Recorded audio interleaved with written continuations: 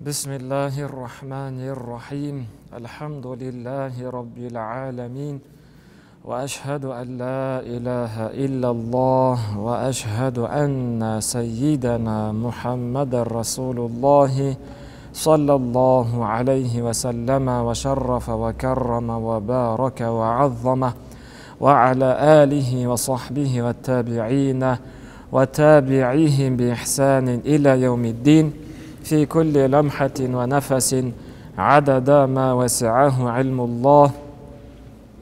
نقرأ كتاب نور اليقين في سيرة سيد المرسلين للشيخ محمد الخضري رحمه الله تعالى، ونفعنا الله بعلومه وعلوم مشايخه وتلامذته وقراء مصنفاته وشراحها في الدارين آمين. أما بعد، السلام عليكم ورحمة الله وبركاته.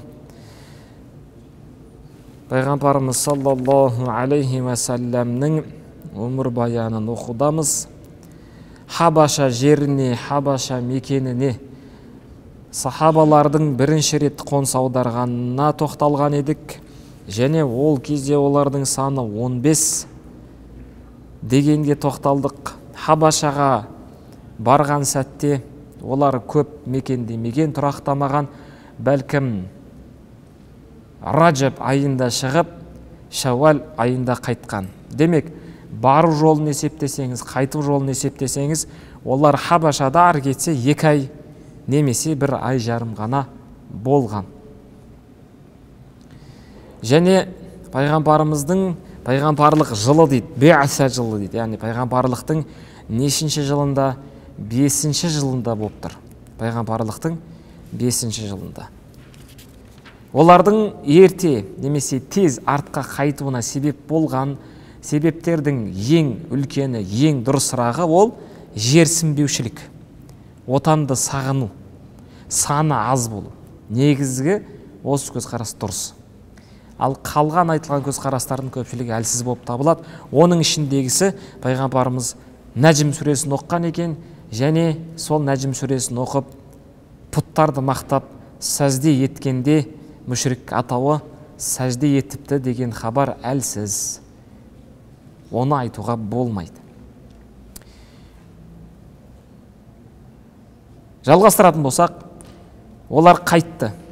Қайтқан сәтте Хабашаға кеткен 15 адам, 5 әйел Меккеге оп-оңай кіріп кете салды ма? Есік ашық болды ма? Жоқ.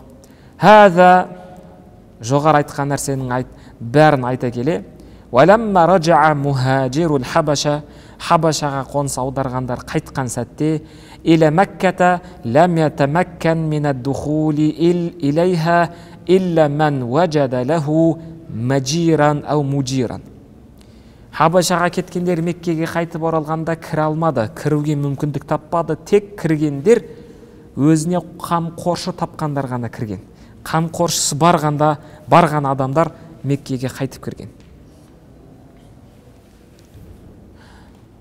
فَدَخَلَ أَبُو سَلَمَ فِي جِوَارِ خَالِهِ أَبِي طَالِبٍ. Абу Салама өзіне қамқор тапты. Ол қамқоршысы, нағашысы Абу Талибқа барады. وَدَخَلَ عُثْمَانِ ибн Маз'ун فِي جِوَارِ الْوَلِيدِ ибн الْمُغِيرَةِ. Ал Усман ибн Маз'ун болса, кеткен осы топтың басшысы Әл-Валид ибн الْмуғираның қамқорлығына кіреді. وَقَدْ رَدَّ عَلَيْهِ جِوَارَهُ حِينَمَا رَأَى مَا صَنَعَهُ بِالْمُسْلِمِينَ. Бірақ Усман ибн Маз'ун Әл-Валид ибн الْмуғираның мұсылмандарға жасаған қылығын көргеннен кейін, жоқ, сенің маған қамқорлығың қажет емес деп қайтарып тастайды. فَلَمْ يَرَ أَنْ يَكُونَ مُرْتَاحًا وَإِخْوَانُهُ يُعَذَّبُونَ. Неге қайтарды? Себебі өз рахатта, тыныштықта жатып, бауырлары азапталып жатқанын ол қаламады. Сол себепті не істеді? Әл-Валид ибн الْмуғираның қамқорлығынан шығып кетті. Демек, ол Меккеге кірмеді деген сөз. Немесе Меккеге кірсе де азапталды деген сөз. Жақсы. Осы арада екінші бір үлкен оқиға болады. Кәпірлер не істеді? Кәпірлер мүшриктер, Құрайш кәпірі мұсылмандарға қанша тосқауыл қойса да, ол тосқауылдың пайдасыз екенін түсінгеннен кейін не істеді? Жалпы Құрайш немесе жалпы мүшриктер бірігіп кеп Абдуманаф балаларына, Абдуманаф әулетіне не істеді? Мына ұсынысты қояды, мына келісімді қояды, немесе осындай талап етеді. Оны не деп атады? Китабату сахифа, бойкот жариялау дейді, немесе келісім шартқа келісу. Ол қай жылы болып тұр сонда? Алғашқы Хабашаға, Эфиопияға кеткендер пайғамбарлықтың 5-ші жылында кеткен.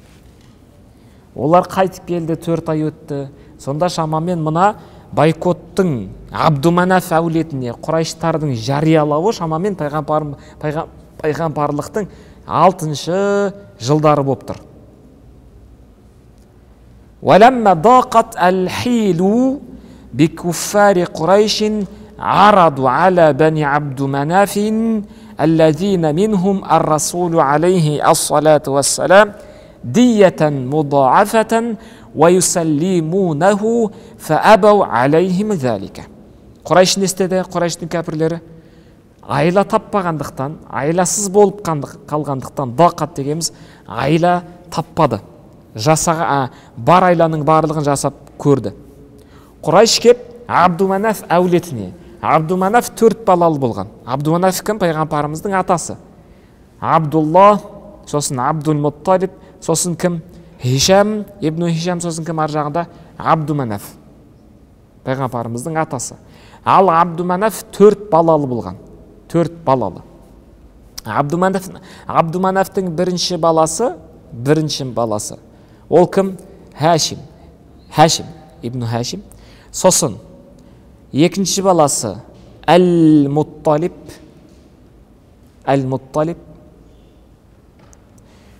Сосын үшінші баласы Науфал. 4-ші баласы Абдушамс. Міне. Хашим пайғамбарымыздың ұрпағы осы кісіден тарайды. Сосын Әл-Мутталиб, Әл-Мутталиб, сосын Бәну Абдушамс, сосын Науфал. Пайғамбарымыздың атасы Абдуманаф не істейді? Хашим деген баласын Хашим деп атады ма? Сосын дағы бір баласын не деп атайды? Әл-Мутталиб деп атайды. Кейін Хашим, мына Абдуманафтың баласының бірі Хашим, балалы болған кезде өзінің ағасы Әл-Мутталиб қой. Әл-Мутталиб.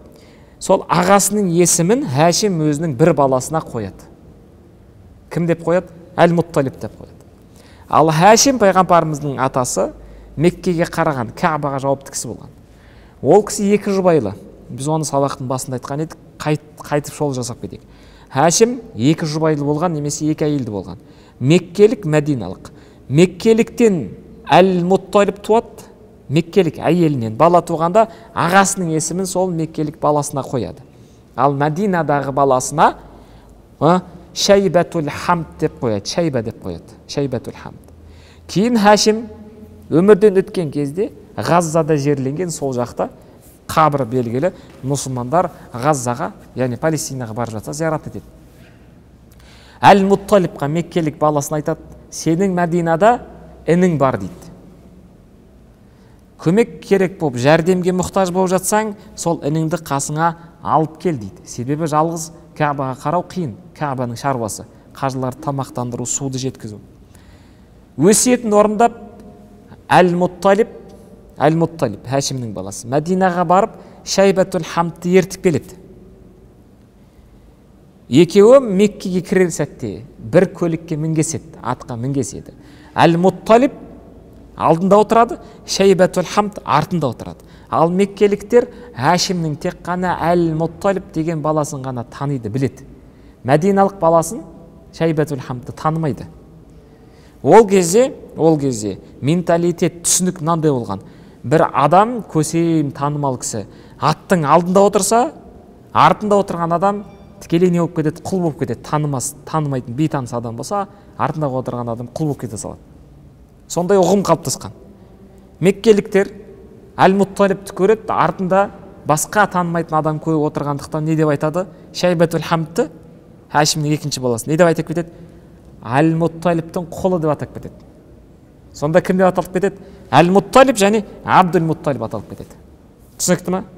Енді пайғамбарымыз саллаллаху алейхи вассаламның ұрпағы кімнен тарайды? Әл-Мутталибтан ба? Жоқ. Оның артында отырып Абдул-Мутталиб болып кеткен Шайбатул Хамдтан тарайды ма? Мәдинадан тарайды. Сонда кімнен? Абдул-Мутталибтан, яғни Шайбатул Хамдтан шығады. Сонда пайғамбарымыздың негізгі тегі қай жақтан келіп тұр?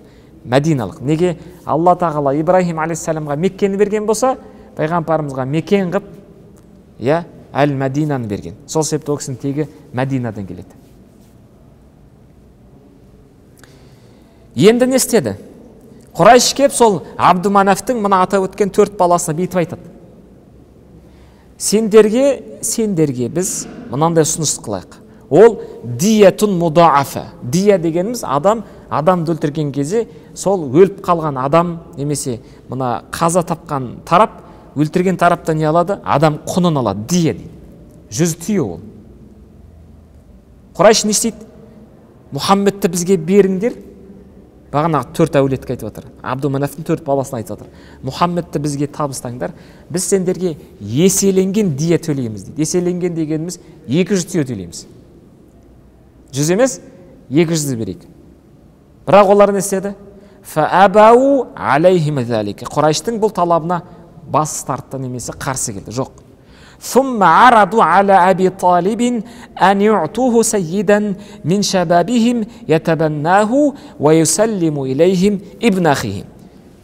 Абдуманаф әулеті 4 баласы келіспегеннен кейін не істеді? Келесі әдіске көшті. Абу Талибтің өзіне барады да айтады: Абу Талиб, сен мына біздің Құрайш айтып жатыр, арамыздағы балаларымыздың ішінен сұлуын, ақылдысын, денсаулығы зор болған, мықтысын таңдап ал, шапты.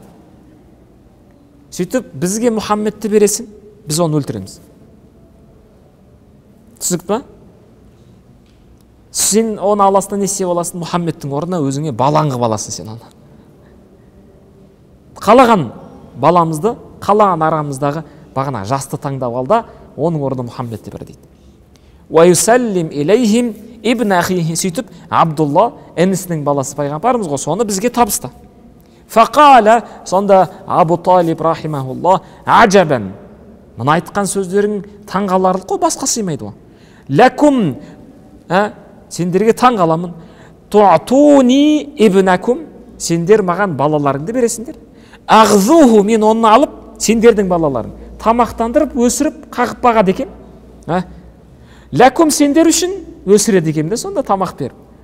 Ва уатикум ибни тақтулунаху. Ал енді баламды берем, сендер оны өлтіресіңдер. Қызық қой, мына басқа сыймайтын нәрсе ғой. Фаламма рау залика ажмау амрахум ала мунабазати бани Хашим ва бани Мутталиб валадай Абдуманаф. Демек, екінші бағанағы жасаған хиласы, айласы іске аспағаннан кейін істеді. Құрайш барлығы мынаған бел буды, бірден келісті. Не істейміз?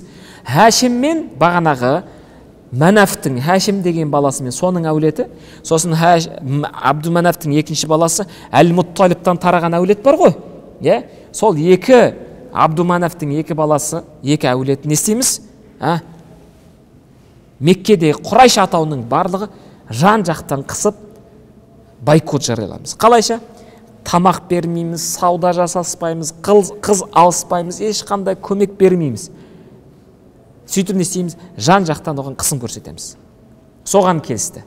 Ала мунабаза бани Хашим ва бани Мутталиб. Сонда Абдуманафтың екі баласы шығып қалды. Кімдер шығып қалды? Абдушамс шығып қалды, Науфал шығып қалды. Олар не істейді? Жоқ, біз бұған қатыспаймыз. Біздің шаруамыз жоқ деп не істейді? Ақырында бұлай шығып кетіп қалады. Мушриктер оларға тиіспейді. Ал Хашимнен кім шығып тұр? Пайғамбарымыздың ұрпағы шығып тұр. Ал Әл-Мутталиб ше? Мутталиб. Арасында иман еткендер бар, көпшілігі мушрик қой. Хашим түсінікті. пайғамбарымыздың әулеті иман еткендер көпшілігі, арасында пайғамбарымыз бар. Неге сонда Мұтталиб әулеті Хашимға еріп, Хашиммен бірге азапты көреді? Неге? Себебі туысқандық намыс деген нәрсе, сабағымызда айтып жатырмыз, діннен жоғары тұрған. Сол себепті олар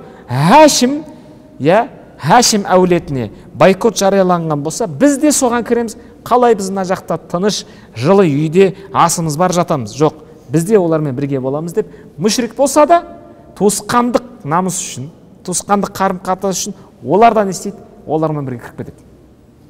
Кеттік. Ва ихражухум мин Макка. Сосын не істейді? Құрайш осы екі әулетті, Хашим әулеті мен Ал-Мутталиб ұрпағын Меккеден шығарып жібереді. Уаттадиқу алейхим. Оларға жан жақтан қыспаушылық қылады. Фәлә ябиунахум шайъан. Мекке халқына талап етеді, осы екі әулетке еш нәрсе сатпайсыңдар, олардан еш нәрсе сатып алмайсыңдар. Вәлә ябтауна минхум. Олардан еш нәрсені сатып алмайсыңдар. Хатта юсаллиму Мухаммадан лил қатли. Қашанға дейін Мұхаммадты бізге табыстасын, өлтіреміз, сонда ғана сатасыңдар, немесе сатып аласыңдар. وكتبوا بذلك صحيفة وضعوها في جوف الكعبة. Сосын не істейді? Олармен мәміле жасап қоймасын деп, туысқандары бар ғой бәрібір сыртта әлі. Соларға не істейді? Келісім жазады. 4 нұсқа жазған екен. 4 нұсқа. Соның бір нұсқасын алып Мекке дегенде Каабаның ішіне апарып іліп қояды. Ол маңызды деген сөз. Оған қарама-қайшы шықса біреу, оған жаза беріледі деген сөз. Қалған 3 нұсқаны тайпалардың бәріне таратып беріп жібереді. Неге? Білсін. Олармен ешкім мәміле жасамау керек. Қыз алыспау керек, тамақ бермеу керек, жәрдем бермеу керек. Түсінікті ма? 4 нұсқа жасаған екен. Соның негізгісін Каабаның ішіне қойып қояды. Ал сол 4 нұсқаны жазған кезде Құрайш атауының барлығы жазған жоқ оған. Келісім қойып, мен разымын деп жазған жоқ. Оның басында бірнеше адам ғана бастап жүрген, бұны бірнеше адам ғана. Абу Жахил деген сияқты, Абу Лахаб деген сияқтылар ғана да. Ал көпшілігі жоқ, келіспеген. Оны қазір мына жазған сахифа бар ғой, келісім, бойкот.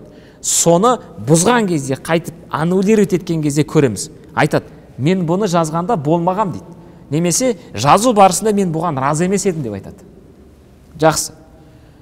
Фанхаза бану Хашим бисабаби залика фи ши'би Аби Талиб. Осылайша не істейді?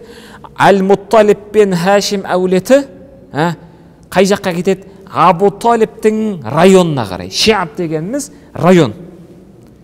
Демек, Меккеден шығып, Абу Талибтің әулеті, ұрпағы тұрақтаған Меккен деген районға, сол жаққа қарай несі ығыстырылады бүйтіп.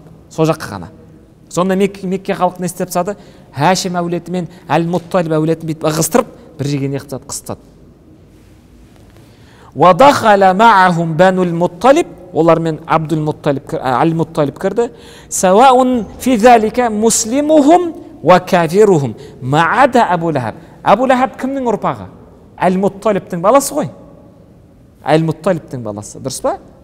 Жаңағы Ал-Мутталибтің баласы ғой. Бірақ сол ғана не істеді? Хашим әулеті мен Ал-Мутталиб әулеті бетіп, бағана ығыстырылған сәтте Абу Лахаб шығып кетеді. Ал Ал-Мутталиб ұрпағы, бағана айтқанымыздай, ішінде кәпір бар, мұсылманы бар. Неғып жүр олар бұл кәпірлер? Неге мұсылмандармен бірге азапты теңдей көріп жатыр? Неге азапқа төзіп беріп жатыр? Туысқандық ар намыс үшін дейді. Кеттік.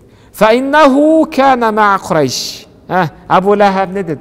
Жоқ, мен Құрайшпен болам деді. Сонда Абу Лахаб не істеп тұр? Әулеттік кодексті діннен жоғары тұрған, соны бұзып шығып кетті. Сонымен қайтып келе жатқан кезде жолда Хинд жолғады. Хинд кімнің әйелі?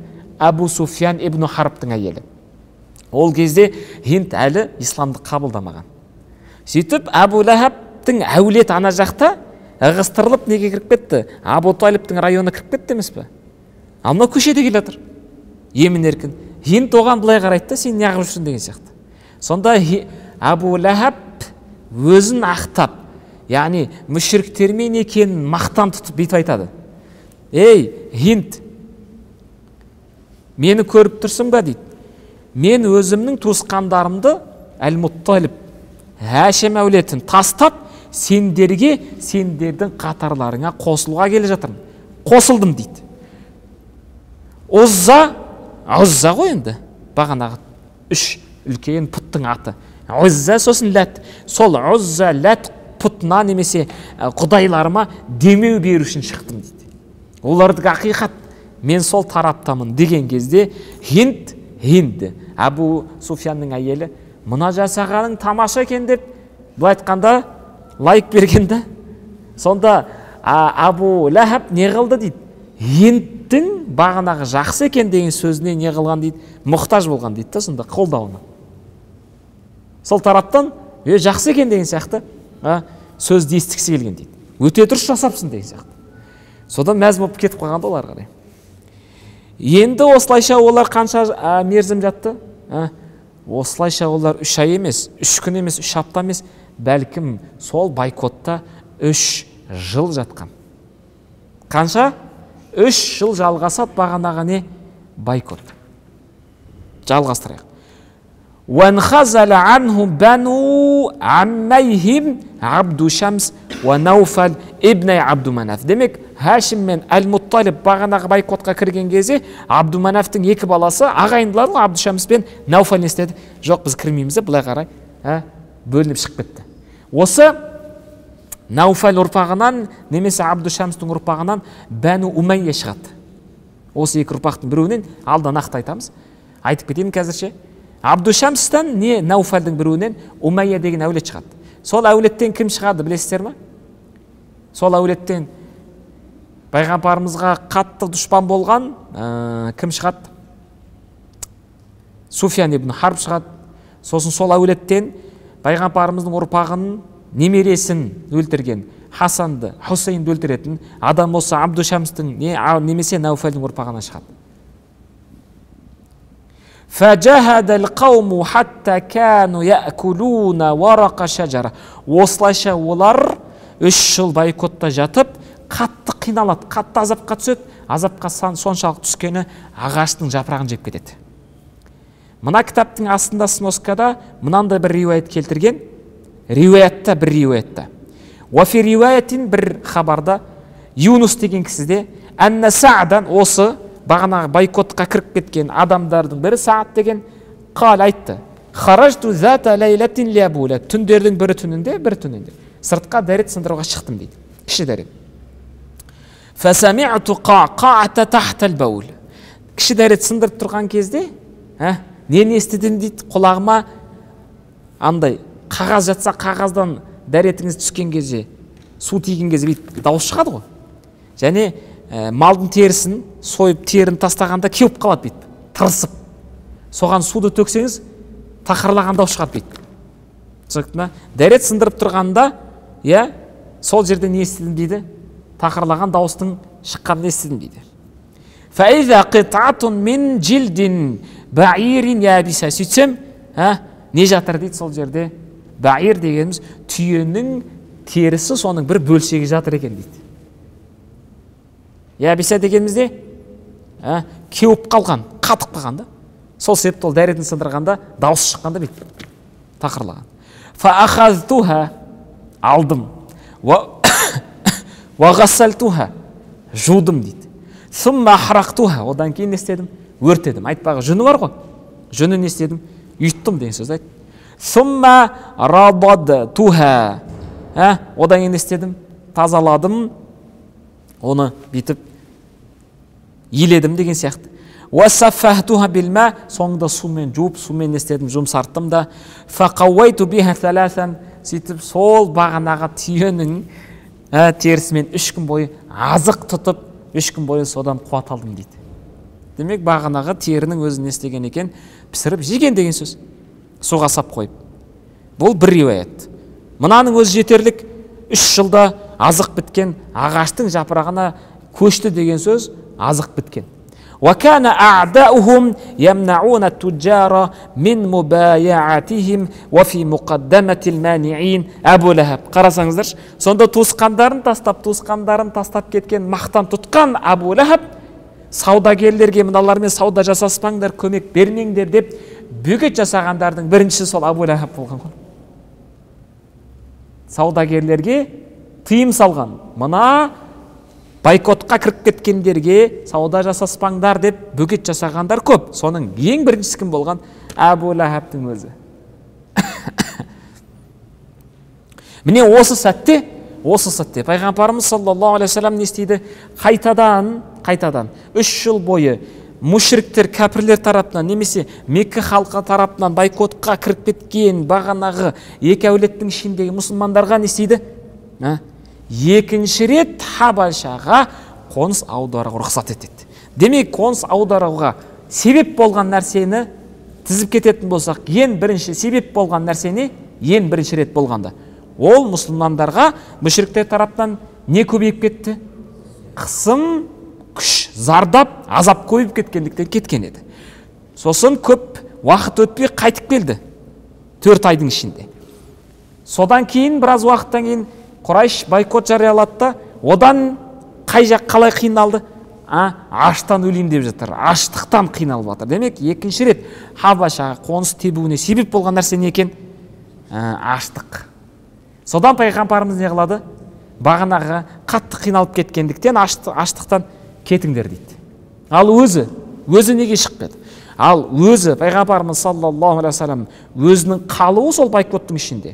Хадижа анамыздың сыртта бойкотқа кірмеген, мүшриктер тарапынан қысымда болмаған, оның мүшрик болса да, кәпір болса да туысқандары көп. Немесе Хадижа анамыз бұрын не істеген, ол кісілерге көп қол ұшын беріп көмектескен адамдар бар. Сол кісілер не істеп тұрған? Жасырын түнде ақырын Хадижа анамызға азық жіберіп отырған. Сол себепті пайғамбарымыздың үйінде көп болмаса да жанды ұстап тұратындай азық-түлік аз болса да болған дейді. Кім арқылы кеп тұрған? Хадижа анамыздың туысқандарынан, немесе Хадижа анамыздың бұрын қолынан жақсылық көрген адамдар тарапынан кеп тұрған. Түсінікті ме? Сол себепті пайғамбарымыз саллаллаху алейхи вассалам олармен кетпеген.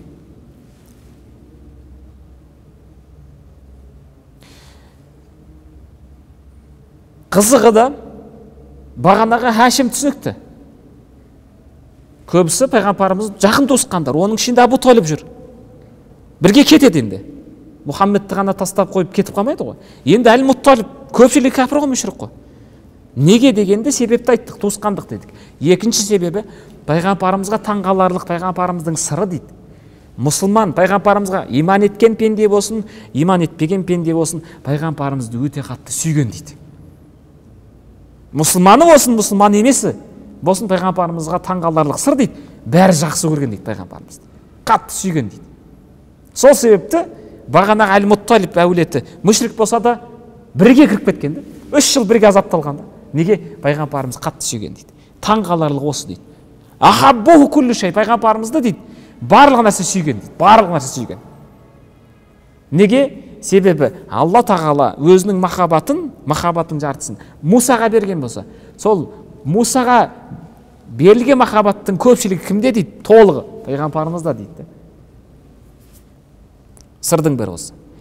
Хижратул Хабашати сания, екінші рет Эфиопияға мұсылмандардың қоныс аударуына кеттік. Ва ба'да духули расули саллаллаху алейхи ва саллама ва қаумуху аш-ши'ба, ол район деген сөз, амара джами'ал муслимина ан юхаджиру лил Хабашати хатта юсаида ба'духум ба'дан алал игтираб. Міне, мүшриктер тарапынан бойкот жарияланғаннан кейін пайғамбарымыз мұсылмандарға екінші рет Хабашаға қоныс аударыңдар деді. Енді осы жолы сандары көп болады.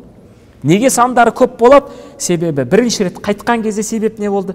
Жерсінбеген еді, бөтен болып қалды. Осы жолы көп барады. Неге? Жерсініп, сол жерді қап қалу үшін, бөтенсініп қалмас үшін да. Фахаджара му'замухум ва кану нахва 83 ражулан. Еркектер саны неше болды? 83. Ва 18 имраатан. 18 әйел. Сонда жалпы бәрін қосқанда неше? 83-ке 18 әйелді қоссаңыз 101 ма? 101 адам шығады. Саны көп па? Саны көп. وَكَانَ مِنَ الرِّجَالِ جَعْفَرْ ибн Әби Талиб. Осы жолы да бірінші рет қоныс аударғандар бар ғой, 15 адам. Осы жолы да солар да кетеді. Сонда Осман ибн Аффан тағы да кетті деген сөз. Осы жолы кім қосылды? Джафар ибн Әби Талиб кетті. Ва заужуху Асма бинту Умайс кетті.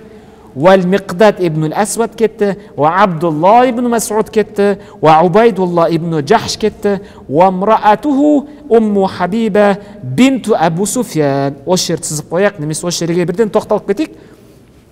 Кім кетіп тұр? Убайдулла ибн Жахш. Убайдулла ибн Жахш. Бұл кісі мұсылмандардың бірі, бірақ жақында ғана исламды қабылдаған. Қайда кетті? Мүшриктер тарапынан зардапты көрді, аштықтан қиналғандықтан осы топпен қайда кетті? Хабашаға кетті. Әйелі кім? Умму Хабиба. Кім? Умму Хабиба бинту Әби Суфьян. Умму Хабиба бинту Әби Суфьян. Кімнің қызы екен? Абу Суфьян. Демек, Умму Хабиба кімнің қызы? Хиндтің қызы деген сөз. Хинд пен кімнің қызы? Абу Суфьянның қызы. Кімнің әйелі? Убайдулла ибн Жахш. Нені білдіреді сонда? Умму Хабиба Абу Суфьянның қызы болса да, Хиндтің қызы болса да, мұсылман деген сөз. Дінді қабылдап қайда кетіп қалып тұр? Хабашаға кетті. Олар барғаннан кейін, біраз уақыт өтеді ғой енді. Біраз уақыттан кейін, мына күйеуі кім? Сахаба Убайдулла ибн Жахш не істейді? Иман әлсіз болғандықтан христиан дініне өтіп кетеді. Ал Нәжаши немесе Хабашадағы мекендеген адамдардың көпшілігі қай дінде? Христианствода, Айсаның дінінде. Сөйтіп бұл кісі не істейді? Ислам дінінен безіп, христиан дініне өтіп кетеді да, араққа түсіп, араққа малынып, арақ не болып кетеді? Ішіп, маскүнем болып кетеді. Содан біздің шариғатымыздағы қағида, фиқтағы көрсетілген қағида. Әйел мұсылман болып, еркегі басқа дін өкілі болса не түсіп кетеді? Талақ түседі автоматты. Ол христиан дініне өтті, мұртат болды деген сөз, діннен шығып кетті деген сөз. Қалай шықты? Тікелей не түседі? Талақ түседі. Демек, бөтен жерде күйеуімен барған еді алғашында. Күйеуі діннен шығып безіп кетті. Жалғыздан жапа қалды. Кім? Умму Хабиба, Суфьянның қызы. Мұсылман ба? Мұсылман. Оны естіген пайғамбарымыз саллаллаху алейхи вассалам, Умму Хабибаның көңілін көтеру үшін. Сонда Меккеде жатып пайғамбарымыз саллаллаху алейхи вассалам Умму Хабибаның жүректегі болып жатқан құбылысы, сезімін, көңілін ойлап, Нәжаши арқылы не істейді? Умму Хабибаға сөз салып некелеседі. Сонда пайғамбарымыз Меккеде, Умму Хабиба қай жақта? Хабашада, Эфиопияда, Қызыл теңіздің мына жақ бетінде. Сөйтіп, Нәжаши арқылы сөз салып, Нәжаши арқылы некелеседі де, Умму Хабиба ана жақта жалғыздан жапа қалды, күйеуінен айырылды. Соққы ма, соққы емес пе? Соққы, бөтен жерде өзімен жалғыз, туысқаны жоқ. Сол үшін пайғамбарымыз көңілін ойлады. Демеу болсын деп, оны не істеді дейді? Бөтен жерде қалай құрметті де дейді? Өзіне әйел қып, ал әйел болған сәтте кім болып кетеді? Әйел деп аталмайды, кім болып кетеді? Уммул муъминин болып аталады. Момындардың анасы деген мәртебеге көтеріледі. Осылайша пайғамбарымыз ол кісіні істеді дейді. Бөтен жерде күйеуінен айырылған сәтте момындардың, мұсылмандардың анасы деген мәртебеге көтеріп не істеді дейді? Жұбатты дейді. Түсінікті ма? Ал қашан қосылды? Сыры, қызығы, фиқ ғалымдар осыдан естеген фиқ үкімін шығарған. 13 жылдан кейін мына кеткен адамдар 13 жылдан кейін қайтады. Осы кеткеннен қашан қайтады олар? 13 жылдан кейін бірақ қайтады. Хижридің 6 жылында Хайбар соғысына тайып қалған кезде қайтады. Сол кезде бағанағы 13 жыл бұрын Хабашаның патшасы Нәжаши арқылы некелескен анамызбен 13 жылдан кейін қосылған. Содан фиқ ғалымдары пайғамбарымыздың осы ісіне қарай отыра, қай жерде болмасын, біреу арқылы сол жақтағы әйелге не істесең болады деген некелессең болады. Қанша жыл болсын. Ал Нәжаши арқылы пайғамбарымыз сол жақтағы анамызға не істеген? 400 дирхам несін беріп берген? Мәһрін берген. Кім береді бірақ? Пайғамбарымыздың атын кім береді? Нәжаши береді. Түсінікті ма? Кім екен ол? Умму Хабиба анамыз. Бірақ қашан қосылады? 13 жылдан кейін. Ал осы сәтте пайғамбарымыздың отбасылық жағдайы қандай? Осы сәтте пайғамбарымыздың отбасылық жағдайы Хадижа анамыз ғана бар. Хадижа анамыз ғана шаңырақ көтерген. Қасында кім бар анамыздың ішіндегі? Ең төресі ханшайымы Хадижа анамыз. Сонда Хадижа анамыз тірі кезінде некелесіп тұрда, бірақ қосылған жоқ. Сол себепті көпшілік жерде, көптеген кітаптарда немесе естіп қаласыздар, пайғамбарымыз Хадижа анамыз тірі кезінде Хадижа анамыздың үстінен не алмаған? Әйел алмаған деген. Алмағаны хақ, бірақ не істеп қойған бұл жерде? Некелесіп қана қойған, 13 жыл шамамен өткеннен кейін қана не істеген? Қосылған. Сонда қосылумен не істеледі? Әйел алған болып есептеледі да. Пайғамбарымыз саллаллаху алейхи вассалам сонда Хадижа анамыз құрметтеді ме? Құрметтеген. Себебі осы сәттен кейін-ақ арада мынау 3 жыл бойкот болған болса, сол 3 жылдан кейін ар жағында бір аз ғана мерзімнен кейін кім қайтыс болады? Хадижа анамыз қайтыс болады. Түсінікті ме сонда? Жалғастырамыз. Кім екен? Кімнің әйелі? Убайдулла ибн Джахш. وامرأته أم حبيبة بنت أبي سفيان وتوجه لهم الذين أسلموا من جهة اليمن وهم الأشعريون أبو موسى وبنو عمه. Енді бұлар не істеді? 101 неше адам әйелдерімен қоса Меккеден шықты да қайда барды? Бірінші рет қалай барды? Солай барады ғой. Теңізге барады. Қай теңізге? Қызыл мұхитқа. Қызыл теңізге барады. Сол жерден кеме жалдап ары қарай өтеді. Жолда қалайда неге соғады? Еменге соғады. Ал Еменде иман еткен топ бар. Соларға жолыққан кезде бұлар не істеген? Дінімізді, жанымызды алып қашып баратырмыз дегенде, о жақсы деп Емендіктер де осы топқа қосылып не істеген? Хабашаға өтіп кеткен. Кімдер қосылған? Әш'ариюндар. Кімнің ата тегі? Абу Муса Әш'аридікі. Абу Муса Әш'ари дегенімізде екінші мазхаб бар ғой. Әл-Матуридия, сосын кім бар? Абу Муса Әш'ари. Сол кісінің несі? Әулеті. Не істейді? Мына топпен қосылып ары қарай өтіп кетеді.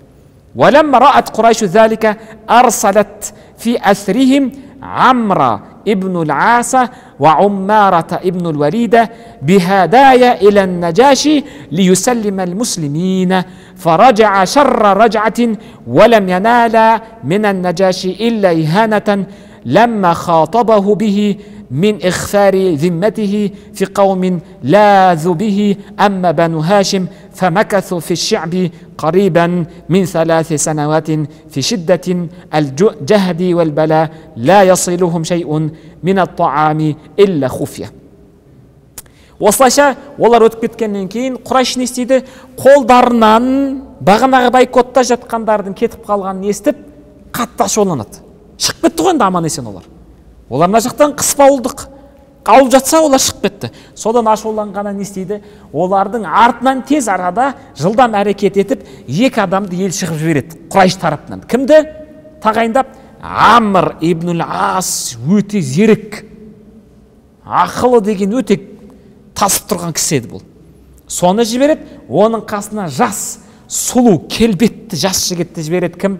Уммарату ибн Валидті жібереді. Үшінші кім болып шығады? Мына жерде айтылмаған, ол Амр ибн астың әйел шығады. Сонда Амр ибн ас әйелмен шығады да, үшінші болып кім шығады? Бағанағы Уммара ибн Валид шығады. Және бұлар нені ала барады? Нәжашиға көптеген сыйлықты алып барады. Алтын, анау, мынау, бұйымдар, әшекейлі бұйымдар. Оның ішінде Нәжашидің өте жақсы көрген нәрсесі арабтардың иелеген терісі. Тері бар ғой кәдімгідей, иеленген. Неге сөйтсе сол кез арабтар өте жұмсақ қып және жұқа қып терін иелейді екен. Соны Нәжаши жақсы көреді, нақты соны алып барған. Неге? Жақсы көретін сыйлығын алып барып тұрды. Не үшін? Сыйлықты ұсынып барып не дейді? Мыналар кімдер? Бағанағы 100-ге жуық адамдар не істеді? Өзінің қауымын сатып кетті, ата-баба дінін тастап кетті, осындай жаңа дінді ойлап шықты, соғысты, қиянат қылды деген сияқты жаланы жауып, сыйлықты беріп, Нәжаши сонда не істейді? Мыналарды бізге қайтарып береді деген оймен шығып барады. Жақсы ма? Бірақ өкінішке орай мына жерде не істеді дейді? Нәжаши өзінің қол астына келіп пана тепкен, паналаған қауымды не істеді? Бермейді. Неге? Себебі Нәжаши өте әділ патша болған. Пайғамбарымыз ол кісінің сипатын айтып кеткен. Нәжашидің жерінде қан төгілмейді деген. шынымен сондай кісі болған, қан төкпеген ешқашан, зұлымдық жасатпаған дейді өз жерінде, христиан болса да. Және мына кісілер кім? Аммар ибн ас пен Аммара ибн Валид әйелі бар, сыйлықты кеп сұнған кезде Нәжашидің әділдігі соншалық бір жақты ғана тыңдап үкім шығармаған. Кімді шақырады? Мұсылмандардан кімді шақырған екен? Джафар ибн Абу Талибті шақырады. Абу Талибті шақырады. Сен не дейсің, сен не дейсің? Сөйтіп келгенде кімнің сөзі хақ болып шығады? Джафар ибн Абу Талибтікі хақ болып шығады. Бұлар не деп айтады? Бұлар сатқындық қылды, діннен безді дейді. Джафар не деп айтады? Біз діннен безбедік, біз Аллаға құлшылыққа, біз яғни Аллаға иман еттік. Арақты тастадық, зинаны тастадық. Адам дегенді қызды тіріде көмді ғой. Соны не істедік? Дұрыс екенін түсіндік. Бұл бір Аллаға табындық, пұтқа табынбаймыз деген кезде, сол нәрсе кімге жақын болып шығады? Нәжашиге жақын болады. Себебі ол таза христианствода. Және соңғы пайғамбардың қандай сипатта келетінін ол біледі. Джафардың айтқан сөзі соған сай келеді, не дейді? Амр ибн Асқа кетіңдер дейді. Көзіме көрінбеңдер дейді. Мен аман тұрғанда, мен бұларды сендерге табыстамаймын дейді. Содан олар не істейді? Құр қайтады. Кітаптағы мына айтқан сол ғана. Жоқ, қосымша айтайық, мына кітап бастаушыға арналғандықтан қысқаша айтып кеткен. Жолға шығады. Кім бар? Амр ибн ас, сахаба, кейін Омардың бұйрығымен 5000 сахабаны алып, Египетқа кеп, Мысырды ашқан, азат еткен кісі. Үлкен мешіті бар қазіргі таңда Амр ибн астың атында. Әзхарды салып тасын, іргетасын қалап кеткен сол кісі. Әзхардан қандай ғалым шықпасын, Әзхардан кім ілім алмасын, сосын ол кісі сол ілімді, ғылымын қай жерге барып таратып жеткізбесін, сауаптың барлығы кімге барып тұрады? Амр ибн асқа. Омар ибн Валид айтқандай өте сұлу, көрікті жігіт болған екен. Сосын әйелі. Сапарға шыққанда ол бір күндік сапар емес қой, бара салатын самолетпен. Бір айлап жүреді ол, апталап жүреді. Жолда Амр ибн ас мынаны байқайды. Әйелі қасындағы еріп келе жатқан Омараға жылтыңдап отқанын көріп қалады. Ал Омара шынымен көрікті болған дейді. Бойлы, түр десе түр. Соның айтқан сөзіне күліп, бейімделіп, содан Омара не істейді? Кім? Амр ибн ас іштей ашуланады да, мен саған көрсетемін деп іштей кек сақтайды. Кімге? Омараға. Неге? Себебі әйелін басын ақырындап айналдыра бастайды. Бірақ кекті не істейді ол? Миссиядан кейін қояды. Көрдіңіздер ме? Миссияны жүктеді ғой, аналарды қайтарыңдар деп. Тұра бәлем, аналарды бірақ қайтара алып келік, мен саған көрсетемін дейді. Іште қалды ма? Барады. Нәжашиға барардан бұрын ол не істейді? Саясаткер болған. Нәжашидің қасындағы уәзірлері бар, шауып кел, алып кел деген адамдар бар ғой. Дүниеге жақын болады олар. Солармен бірінші жиналыс құрып алады, айтады, мынау саған сыйлық, мынау саған сыйлық. Соларды не істеп алады? Аузын майлап алады. Сендер мен жаққа шығыңдар, менің сөзім сөйлейсіңдер. Сонда Нәжаши не істейді? Көніп аналарды бере салады дейді. Бәрі жақсы дейді.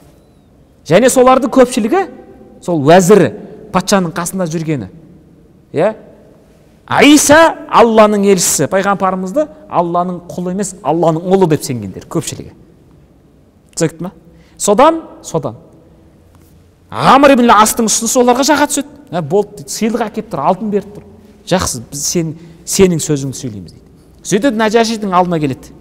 Нәжашидің алдына келіп, Амр ибн ас мына кетіп қалған адамдардың кемшіліктерін айтып береді. Сатқындық қылды, анау-мынауына. Жаңа айтып кеттім қысқаша. Кім? Нәжаши Амрдың сөзін ғана тыңдамай Джафарды шақырады. Джафар келгеннен кейін ақиқатты айтады да, сосын Мариям сүресінің алғашқы бірнеше аятын айтқан дейді. Неге Мариямды таңдады? Себебі ол Иса алейхиссаламға Алланың құлы деп иман еткен дейді. Ал Мариям сүресі не деп айтылған? Иса Абдулла деп келеді емес пе? Солай ма? Сол себепті Джафардың өзі нені таңдаған дейді? Мариям сүресін таңдаған сол. Ол сүрені естіген кезде дейді, Нәжаши жылап жерген соншалық сақалы суланып сол жерде иман етіп қойған дейді. Түсінікті ма? Не деп иман етті? Иса абдуллах калиматуху, Мариямға тастаған. Солай ма? Осы көріністі кім көріп отыр? Бағынағы аузы майланған, сатқындық қып тұрған Иса алейхиссаламды Алланың ұлы деген уәзірлері, қол астында жүрген бәрі не істеді? Нәжаши діннен безді. Бұл Исаны Алланың ұлы емес құлы деді. Деген нәрсе не естіді? Ана жерде ақырындап не бастады? Ірткі пайда болды да. Бунтовать ете бастады. Көтеріліс пайда болды. Бірақ одан бұрын не істеді? Нәжаши Амр ибн Асқа, оның қасындағылардың бәрін айтады, табандарыңды жалтыратыңдар, кетіңдер дейді. Мен бұларды бермеймін дейді. Менің жерімде әділдік болады. Менің қол астымда болады. Түсінікті ма? Амр ибн Ас не істеді? Бірінші ойлаған ісі жоспары іске аспай қалды. Аналардың аузын майлаған еді, болмады. Былай деп айтқан еді, болмады. Сонымен қайтып кетті ме? Жоқ. Былай шығатта бағанағы жолдағы жатқан, немесе жолда пайда болған кекті іске асырады. Қалайша? Кімді? Оммараны шақырып алады да құлағынан тебеді. Сен өте сұлусың, кереметсің. Алла саған сондай бойды берген, ақылды берген, келбетті берген, менің айтпағымды тыңда дейді. Не айтпақсың? Сен барып Нәжашидің әйеліне сөз салып, Нәжашидің әйелін айландырып ал дейді өзіңе. Сол арқылы біз әйел арқылы кімге өтеміз? Нәжашиге айтамыз, Нәжашиге қысым көрсетеміз да, сөйтіп мыналарды қайтарып аламыз. Ал Оммара Амр ибн Астың сөзіне соншалық алданып қалғаны, өзіне сеніп қалғаны. Не істейді? Нәжашидің әйелін барып, шынымен азғырып, өзіне қаратып алады кәдімгідей. Түсінікті ма? Ал оның олай жасауы, ол миссияны орындап жатырым деп жүрді, оның ойы. Сол үшін өзін құрбандыққа тастап жатыр да. Жамандық жоқ оның ойында. Сөйтсе Амр ибн Ас өзінің кегін алып жатыр. Содан не істейді? Қарап отырмайды да, Амр ибн Ас бетіп айналып келіп Нәжашиға келеді. Нәжаши, құлақ ас дейді. Не болды дейді? Анау пәленше сенің әйеліңе сөз салды дейді. Қой дейді. Иә дейді. Шынымен зерттеп қараса, әйелі баяғыдан істеп кеткен, бейімделіп бағанағы Оммараның сөзіне езіліп кеткен да. Оны көрген Нәжаши ашуланады. Еркек қой. Әйел деген нәрсе еркекке жақын болады ғой. Ашуланады да, сол сәтті басып кім пайдаланады да не деп айтады? Амр ибн Ас оны өлтір дейді. Сонда Нәжашидің айтқан сөзі, менің жерімде қан төгілмейді деп айтқан ғой. Не деген әділдіксіз болған. Содан Нәжашидің сөзі, мен ол пәленшені өлтіріп жібергеннен қарағанда, одан да ауыр азап берем деген. Не істейсің дегенде, ол кезде сиқыршылар өте дамып кеткен еді. Сиқыршыларды шақырып, сиқыр жасап, оның бөксесіне сиқырды үрлеп жүрген дейді. Бөксесіне бейді.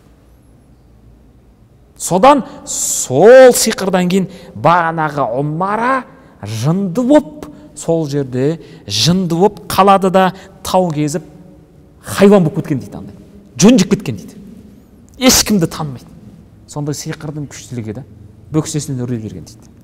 Содан жынды боп қалған, жынды боп тауға шығып кеткен, 20 жылдан кейін шамамен Омар ибн Хаттабтың тұсында халифалығында, енді Омар ибн Уәлид деген үлкен тайпадан шығып тұр ғой.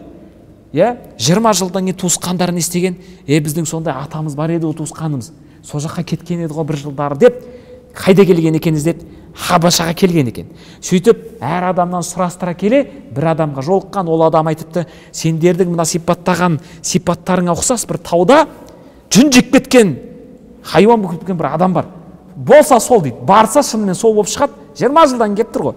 Сонымен туысқандары ана Оммараны тауып, сен Оммарасың, мен сенің пәленше деген туысқанымың, нағашым деген сияқты жұлқылай берген ғой. Есіңді жина деп жұлқылаған сайын, ол ешкім танымаған, сөйтіп жұлқылап тұрған кезде сол жерде өліп кеткен ғой. Жұлқылап бергеннен сол жерде өліп кеткен. Сонда Амр ибн Астың не деген көреген және андай айлакер болғаны дейді.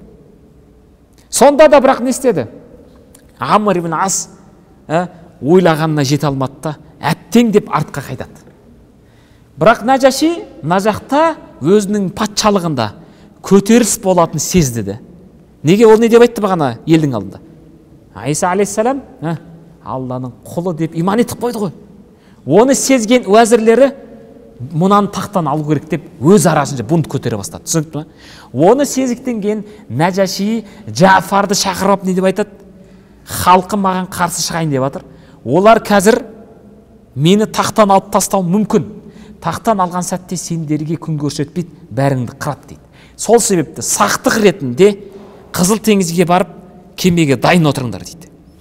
Мен халқымды баса алмаған жағдайымда, тоқтата алмаған жағдайымда, сөзімді өткізе алмасам, онда қайыққа отырып ары қарай не істейсіңдер? Елдеріңе қайтып кетесіңдер. Ал елді тыныштыққа шақырып, қайтып өз тағымда отырып қаратасам, онда қайтып келіңдер дейді. Түсінікті ме? Сосын өзінің бөлмесіне кіріп, қағаз алады да, қағазға бет жазады.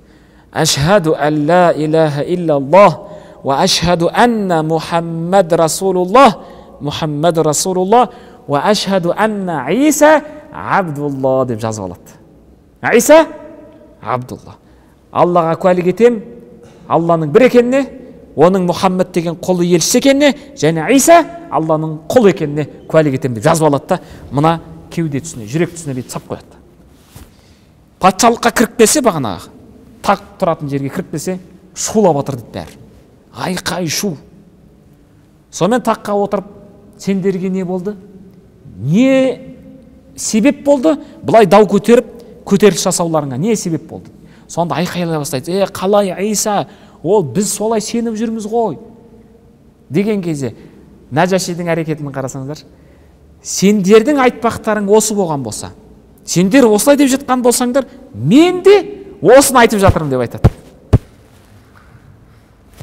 Сендер Иса жайында не деп айтып жатқан болсаңдар, менің айтқаным мислахады, мынау сияқты деп айтқан.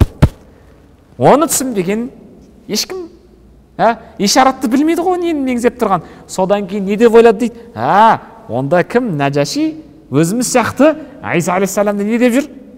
Алланың құлы емес, ұлы деп жүр екен деп бағанағы көтеріліс басылған екен. Бірақ мәселені қалай шешті? Сендер солай деген болсаңдар, мен де соны айтам, мен де соны айтам деп нені айтқан екен? Мына жақтағы бағанағы кәлимаға ишарат екен. Түсінікті ме? Осылай Нәжаши тақтаман ап қалады да, Джафарды не істейді? Қайтып шақырады да. Сол жерде қанша жыл қалды сомен? Шамамен 13 жыл қалған. Жақсы ма? Кеттік.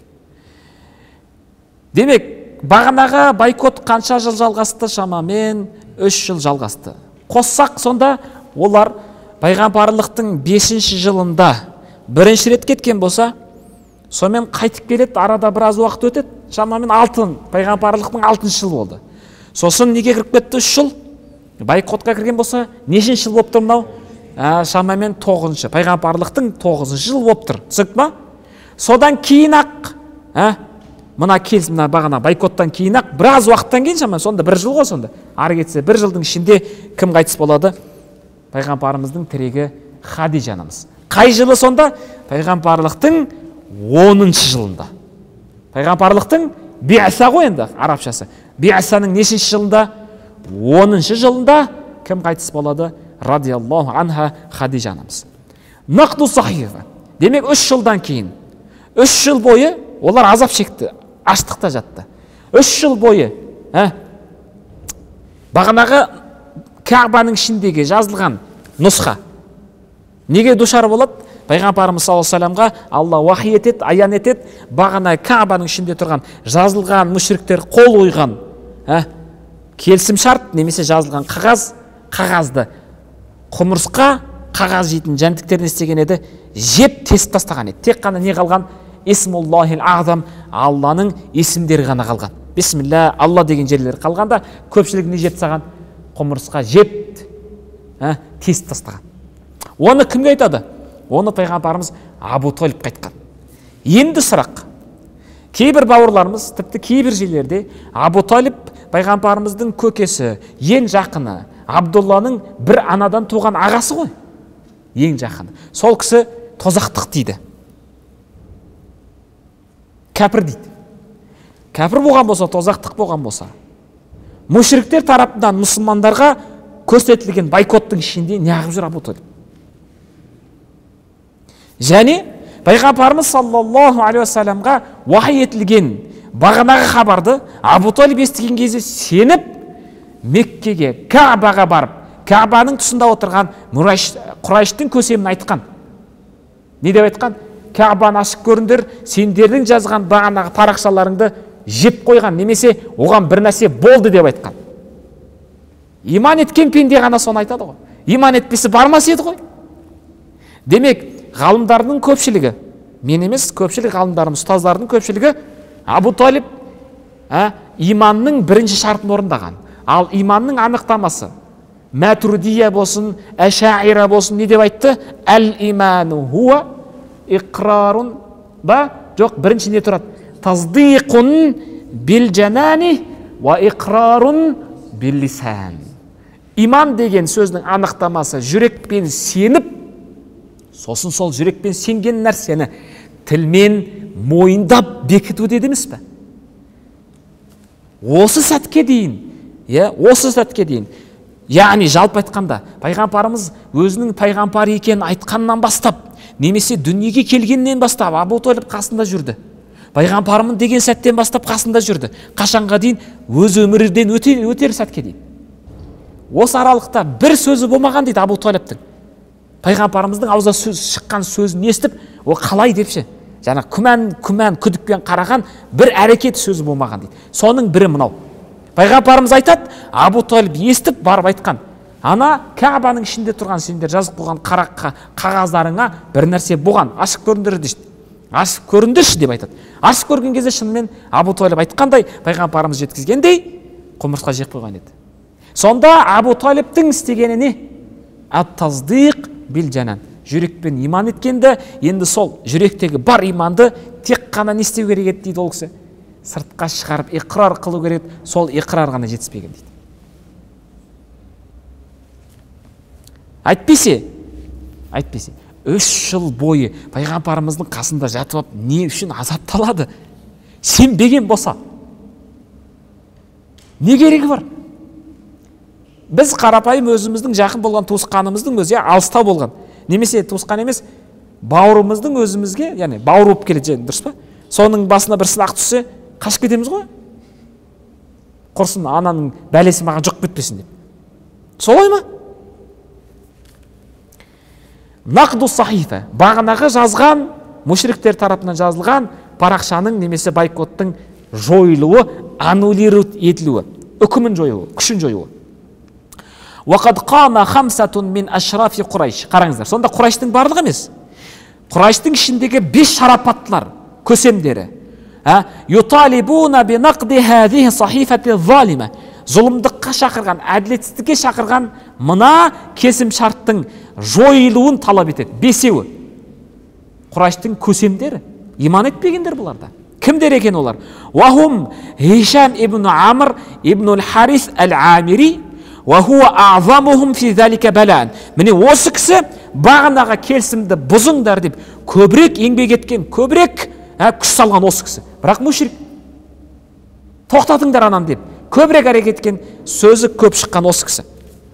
وزهير ابن أبي أمية المخزومي ابن عمة الرسول عاتكة. Пайғамбарымыздың амма дегенімізде ағасы, яғни әкесі жағынан келген әпкесінің баласы. Атика деген әпкесі болады, соның баласы.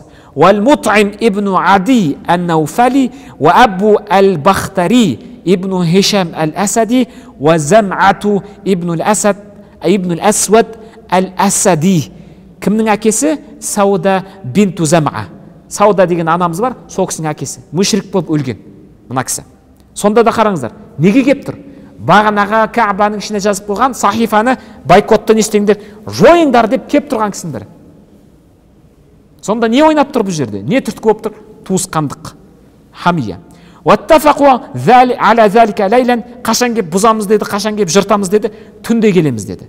Фалам асбаху غدا زهير وعليه حلة فطاف بالبيت ثم أقبل على الناس. Сөйтіп таң атқан кез ертесінде Зухайр өзінің киімін, шапанын киіп алды да Каабаның төңірегінен тауаф жасап кеп, адамдарға қарап тұрып былай деді: "Фақала, я ахлу Макката, анакулу таама, ва налбасу ассияба, ва бану Хашим, вал Мутталиб, халака, ла ябиуна, ва ла ябтаун." Ей адамдар, ей меккеліктер, біз тамағымызды жеп, қарнымыз тоқ, киімімізді киіп, киіміміз бүтін, жатсақ, ана жақта Бәну Хашим, Әл Мутталиб құрдымда жатса, азапталып жатқан болса, тамақ та жемейді, сауда жасамайды. Ол қалай болғаны? Валлахи, Алламен ант етейін, ла, ол дұрыс емес. Ақуду хатта ташуққа хазихи сахифата залимал қатиа. Мына тосқандықты үзуге себеп болған, әділетсіздікті айтып тұрған мына Каабаның ішіндегі сахифаны мен бытшын шығарып жыртпағанымша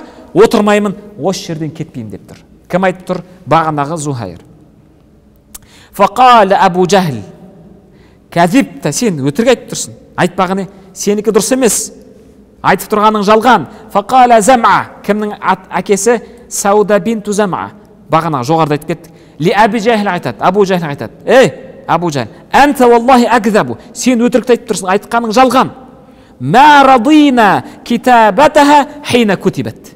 Міне Зам'ани деп айтып отыр: Абу Жахл, сенің мына ісің дұрыс емес, сен өтірік айтып тұрсың. Біз мына катиба, мына сахифа, келсім, немесе бағанағы парақ жазылған кезде, оның жазылғанына біз разы емес едік дейді. Көрдіңіздер ма? Фақала Абул Бахтари, жоғардағы тұрған: "Садақа Зам'a, Зам'аның айтқаны рас, шындықты айтты. Вақала Мут'им ибн Ади, садақтума, екеуі де шындықты айтты" деп не істеп жатыр? Бір-бірін қолдау көрсетіп шығып келе жатыр. Ваказаба ман қала ғайру залика, одан басқасын айтқанның барлығы өтірік. Демек айтпағы не? Мыналар бағанағы келісімшарт жазылған сәтте разы емес еді. Бірақ үндемей отырғанда шыдамай кетті да, бірақ 3 жыл жалғасып кетті. Аш. Васаддақа ала ма қила Хишам ибн Амр, сөйтсе бағанағы көбірек осыған атсалысқан ең бірінші адам Хишам ибн Амр не деп айтты? Осылардың айтқаны рас, көпшілік шындықты айтты деп, бұл кісі де орнынан тұрды. Фақама илайха Әл-Мут'им ибн Ади, сөйтсе не істеді? Әл-Мут'им ибн Ади Каабаның ішіне кіріп, сол жерде ілініп тұрған, асылып тұрған бағанағы келісімшартты алып не істеді? Фашаққаха, жыртып тастады. Ешкім тұра алмайды ғой бұларға. Айтпесе Құрайш өз арасында соғысып кетеді. وكانت الأرضة أرض ديجمز قمرسقة قد أكلتها فلم يبقى فيها إلا ما فيه اسم الله. Сөйтсе оны пайғамбарымыз айтқандай, құмырсқа жеп тастаған тек Алланың есімі қалған. وقد أخبر النبي عليه الصلاة والسلام عمه أبا طالب بذلك قبل أن يفعل ما ذكر. Жоғарда біз айтқан нәрсе айтылмай жатып, Абу Талиб барып солай айтқан еді, шынымен солай болған. فخرج القوم إلى مساكنهم بعد هذه الشدة. Осындай қиындықтан кейін, байкоттан кейін бағанағы қауым өзінің үйлеріне, отандарына, жағдайларына қайтты. Міне осы 3 жылда, байкоттық 3 жылда дүниеге кім келеді? Аббастың баласы Абдулла ибн Аббас қай жылы келген екен, сонда қай сәтте? Байкотта келген екен. Кім? Таржуманул Құран, Құранның тілмәші, пайғамбарымыздың батасын алған тәпсірші, тәпсіршілердің төресі Абдулла ибн Аббас қай жерде туылған екен сонда? Абу Талибтің районында. Қай сәтте? Қандай оқиғада? Бағанағы байкот жарияланған кезде. Демек, қай жылдары? Пайғамбарлықтың 6, 7, 8 жылдарында Абдулла ибн Аббас дүниеге келген екен. Нактафи би хазал қадар ва нас'алуллаха та'ала тауфиқ ва салам. اللهم علمنا ما ينفعنا وانفعنا بما علمتنا وزدنا علما إن الله وملائكته يصلون على النبي يا أيها الذين آمنوا صلوا عليه وسلموا تسليما اللهم صل أفضل صلاة على أسعد مخلوقاتك سيدنا محمد وعلى آله وصحبه وسلم عدد معلوماتك ومداد كلماتك كلما ذكرك الذاكرون وغفل عن ذكره الغافلون. الفاتحة.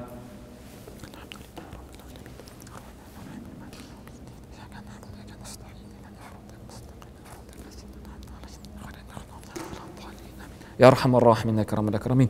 Я Раббым, я Алла, кешірім күндеріне аман есен жеттік, я Керем, я Алла. Осы кешірім күндері біздің пенделікпен жасаған, біліп, білмей істеп қойған Я Раббым, кемшіліктерімізді, күнәларымызды кешірмет. Я Раббым, кешірмет. Я Раббым, бізді кешірмесен. Я Раббым, өзіңнен басқа кешіретін ешкім жоқ. Я Раббым, басатын жеріміз, паналайтын аспанымыз жоқ. Я Керим я Алла, мейірімдердің мейірімсі өзіңсің. Я Керим я Алла, ей Жаббар я Алла, оразамызды қабыл ет, кемшіліктерін кешірмет. Раббана атина фид дуния хасана ва фил ахирати хасана ва қина азабан нар би рахматика я архамар рахим.